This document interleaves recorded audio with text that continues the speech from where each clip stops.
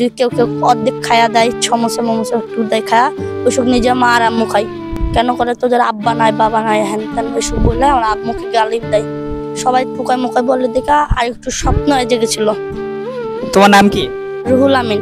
পড়া করো না, ফুল বিক্রি করছো কেন? সংসার চালানোর জন্য। কেন বাবা নেই? বাবা নাই, আম্মু আছে। বাবা কি হচ্ছে? বাবা আর একটা বিয়ে করে পালাইছে।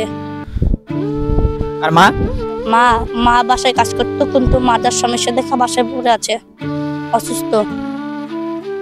এখন পরিবারের সংসার চালানোর জন্য তোমাকে এই ফুল বিক্রি করতে হচ্ছে। হ্যাঁ। এই ফুল বিক্রি করে সংসার চলে?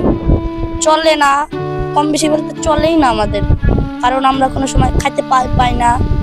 কেউ যদি ফিরি এমনি যদি কেউ কোনো জায়গায় যদি রেস্টুরেন্টে যাই, যদি বলি ভাইয়া খাবার দেবা, যদি কেউ বলে নাই খাবার আজকে নাই কালকে আসিস, আমরা বলি ভাইয়া দাও খিদে লেগেছে খাবো, যদি একটু দেয়, যদি কেউ কেউ অর্ধেক খায়া দেয়, সমোসা মমোসা একটু দেয় খায়া, ওইসব নিজে মা আর আম্মু খাই। তোমার বলছিলে তোমার আম্মু হচ্ছে অসুস্থ, তো এই যে টাকা পাও এই টাকা দিয়ে চিকিৎসা হয়? হয় না, ওষুধ কিনছি শেষ হয়ে যায়। কত টাকা করে পাও এই যে ফুল বিক্রি করে? পায় 150 টাকা করে। আবার গোলাপ কিনি, গোলাপেই চলে যায় 60-70 টাকা। থাকে কত? তাকে 50-60 টাকা থাকে। কেউ ফ্রি দিলে 10-20 টাকা কেউ ফ্রি দেয় বলে মায়া হয়ে, ওরা একটু দেয়া তাও 150 টাকার মতন হয়ে যায়, 20 করে। পড়ালেখা ছাড়ছো এই টাকার অভাবে? হ্যাঁ, কিন্তু বাবার বলে যে তোদের জন্য স্কুল কোনো খোলা হবে না, কম বেশি বড় হেড স্যার বলে এদেরকে বের করে দিন।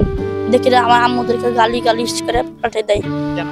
কেন করে তোদের আব্বা নাই বাবা নাই হ্যান ত্যান ওইসব বলে আমার আম্মুকে গালি দেয়।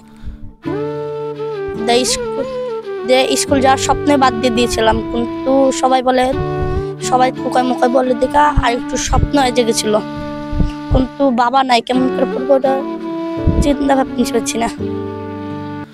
তোমার এখন ইচ্ছা কি? ইচ্ছা বড় হয়ে কিছু হয়ে আমার আম্মুকে সফলতা হয়ে আমার আম্মুকে জন্য সাহায্য করতে চাই। রুহুল আমিন।